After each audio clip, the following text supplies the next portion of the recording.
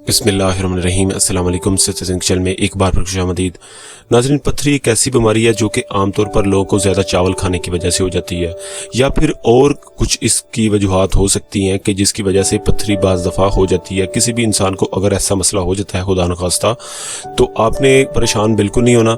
और कुछ लोग ऐसे होते हैं कि जो कि इलाज करवा करवा कर थक चुके होते हैं और फिर चाहते हैं कि हमारा मसला हल हो जाए, लेकिन उसके लिए मेडिसिन और काफ़ी सारी ऐसी देसी टोटके यूज़ करते हैं, लेकिन उससे कोई फ़र्क नहीं पड़ता। तो लेकिन अगर खुदा न खास्ता आपका कोई ऐसा मसला हो जाता है, पथरी की शिकायत हो जाती है, तो आपने परेशान नहीं होना। आपने ये टोटका इस्तेमाल करना है, इंशाल्लाह इससे आपकी पथरी बिल्कुल ख़त्म हो जाएगी। आपने बस करना यह है कि आपको पहली बात यह है कि आपको कुछ एहतियात की ज़रूरत है। सबसे पहले आपने ये करना है कि रोज़ाना आपने 12 गिलास पानी लाजमी पीना है। वैसे तो हर इंसान को रोज़ाना 12 गिलास पानी एक दिन में पीना चाहिए, लेकिन जिसको पथरी की शिकायत है वो अपना मामूल बना ले कि रोज़ाना 12 गिलास पानी लाजमी पीना है। उसके बाद माल्टे का जूस, वो भी आप कोशिश करें कि सर्दियों में, क्योंकि माल्टा होता है, तो माल्टे का जो फ्रेश जूस है वो आपने निकाल के, जिसको पथरी की शिकायत है वो इसको रोज़ाना 1 गिलास ज़रूर पिए। और अगर आप माल्टे का जूस आपको नहीं मिलता, मतलब कि आप गर्मियों में माल्टे का जूस नहीं होता, तो आपने करना ये है कि आपने लीमू ले लेना है और लीमू की शिकंजवी जिस तरह बनाते हैं उसकी शिकंजवी बना के आपने वो पी लेनी है, ठीक है, रोज़ाना 1 गिलास। उसके बाद नमक का इस्तेमाल जो है वो आपने जितना हो सके कम से कम करना है, कम से कम नमक का इस्तेमाल करना है। उसके अलावा चीनी का इस्तेमाल जो है वो आपने ज़्यादा करना है। उसके बाद चावल जो है उसके तो आपने करीब भी नहीं जाना। अगर किसी को पथरी की शिकायत है तो वो चावल बिल्कुल ना खाएं। अगर वो चाहते हैं कि पथरी जो है ख़त्म हो जाए, तो चावल, ये कुछ परहेज़ हैं, ये ऐसे कुछ परहेज़ हैं कि जो कि इस्तेमाल करने बिल्कुल लाजमी है। अगर आप ये इस्तेमाल नहीं करते तो आपका इलाज बिल्कुल नहीं हो सकता। अब दूसरी बात रही कि टोटके की, जो मैं आपको एक नुस्खा आपके साथ शेयर करने जा रहा हूँ, ये बहुत ही कदीम पुराना नुस्खा है और ये कामयाब नुस्खा है, लेकिन अगर इसमें थोड़ी सी मेहनत है और इसमें कोई इतनी इन्वेस्टमेंट नहीं है, इतने पैसे नहीं लगते आपके, लेकिन इसमें मेहनत है। मेहनत से आपने ये टोटका खुद बनाना है और ख़ुद आपने इस्तेमाल करना है। आपने बस करना है कि आपने 1 अदद मूली लेनी है। मूली आप कोशिश करें कि एक ज़्यादा छोटी ना लें और ना ज़्यादा बड़ी, यानी कि मीडियम साइज़ की एक मूली ले लें। उसके बाद अब आपने ये करना है कि मूली को एक साइड से काट लेना है, एक साइड से थोड़ा सा काट लेना है।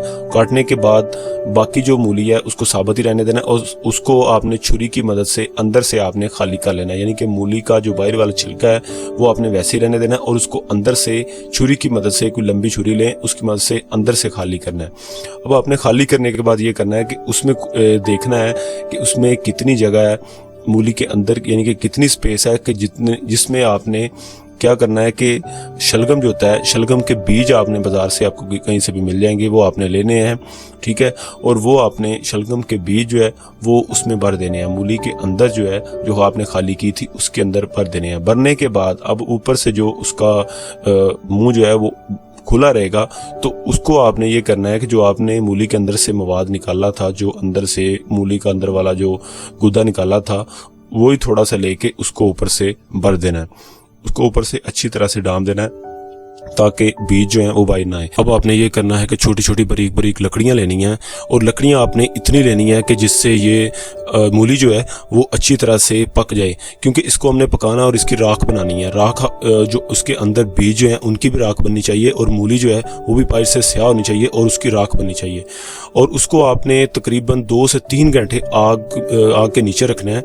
सबसे नीचे आपने ये करना है कि कोई चीज़ रख लें, कोई 2 ईंटें वगैरह रख लें और उसके ऊपर आपने मूली रख लेनी है। उसके बाद उसके ऊपर जो है लकड़ियां जोड़ते जाना है, ठीक है, बारीक बारीक लकड़ियां ले लें और ज़्यादा ऊंचा जो है वो उसका ढेर लगा लें। ढेर लगाने के बाद अब आपने ये करना है कि उस लकड़ियों को आपने आग लगा देनी है और आग आपने 2 से 3 घंटे, कोशिश करें कि ज़्यादा अगर आग हो तो 2 से 3 घंटे मुसलसल आग जलती रहे, तो फिर आपकी मूली जो है वो नीचे से मूली पक जाएगी, यानी कि उसकी राख बन जाएगी। और उसके कोयले, लकड़ियों के कोयले जब बन जाएंगे और लकड़ियों के कोयले जब तक वो जलते रहेंगे और तब तक आपने उनको जलने देना है ताकि अच्छी तरह से राख बन जाए। 2 से 3 घंटे अगर मुसलसल तेज़ आग जलती रहे और उसके कोयले वगैरह रहें तो उम्मीद है कि नीचे मूली जो है उसकी राख अच्छी तरह से बन जाएगी, क्योंकि राख जो है वही आपने यूज़ करनी है। उसको आपने अब ये करना है कि जब 2 से 3 घंटे गुजर जाएं और मूली जो है उसकी राख बन जाए, तो आपने ये करना है ऊपर से जो कोयले वगैरह हैं उनको हटा के आराम से आपने मूली को अंदर से पकड़ लेना है और उसको साइड पे आपने रख लेना है। और उसको ये करना है कि उसको खोल के उसके अंदर से जो बीज हैं, बीजों की जो राख बनी हुई है, जो आपने शलगम के बीज उसमें डाले थे, उसकी राख जो है वो आपने आराम से बाहर निकाल लेनी है। बाहर वाला छिलका जो मूली का है वो भी जला हुआ होगा, लेकिन आपने उसको साइड पे कर लेना है और अंदर से उसकी राख निकाल लेनी है और उस राख को आपने यूज़ कर।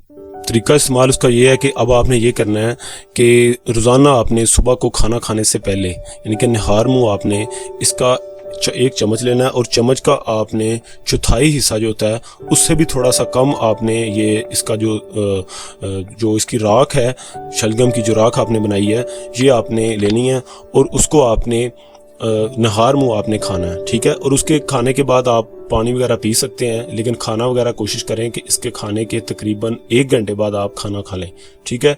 इस तरह आप इस्तेमाल आपने करना है। इससे पहले आपने खाना नहीं खाना, खाना खाने से पहले आपने इसे इस्तेमाल करना है और खाना उसके 1 घंटा बाद आपने खाना है, ठीक है। इस तरह इस्तेमाल करके देखें। इंशाल्लाह उम्मीद करता हूँ कि आपके अगर गुर्दे के अंदर या जिस्म में बाज़ दफ़ा पथरी होती है तो इंशाल्लाह उम्मीद करता हूँ कि वो पथरी जो है वो आहिस्ता आहिस्ता रेज़ा रेज़ा होके ख़त्म हो जाएगी जब तक आप ये टोटका सारा यूज़ करेंगे।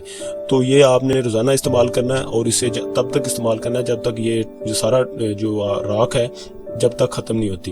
तो इंशाल्लाह ये आप इस्तेमाल करके देखें। इंशाल्लाह उम्मीद करता हूँ कि आपको ज़रूर फ़ायदा होगा और आपकी पथरी जो है वो ख़त्म हो जाएगी।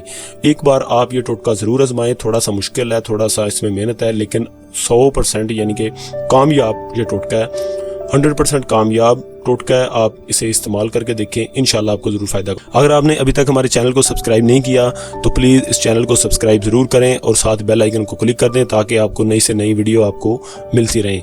और अगर आपको वीडियो ये अच्छी लगे और फ़ायदा दे तो इस वीडियो को लाइक भी कर दें। उसके नीचे कमेंट्स में मुझे बताएं आपको वीडियो कैसी लगी और ज़्यादा से ज़्यादा लोगों को इस वीडियो को शेयर करें ताकि दूसरे लोगों को भी इसका फ़ायदा मिल सके। मुझे नेक्स्ट वीडियो को इजाज़त दें। अल्लाह हाफ़िज़।